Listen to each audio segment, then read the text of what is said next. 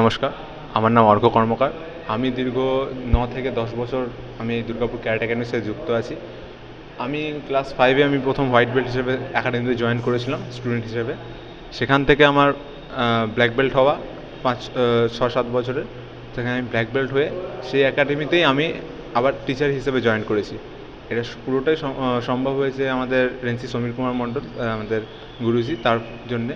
কারণ সেই আমাকে স্টুডেন্টের থেকে টিচার হিসেবে তিনি আমার হাত ধরে স্টুডেন্ট থেকে টিচারে আমাকে নিয়ে গেছেন। এবং একাডেমিতে আরও অন্যান্য টিচার আছে। আজকে এরকম আমার লাস্ট দিন হলো একাডেমিতে ক্লাস হিসেবে। আমি কালকে বেরিয়ে চলে যাব। তো আজকে আমার একাডেমিতে ক্লাস হিসেবে শেষ দিন। তো আজকে আমার ফেয়ারওয়েল হলো একাডেমিতে। পুরোটা সম্ভব হয়েছে আমি স্টুডেন্ট থেকে টিচার যাই বলি, যেটুকুই তৈরি হয়েছি আমি সবটাই সমীর মণ্ডল স্যারের জন্য। Thank you.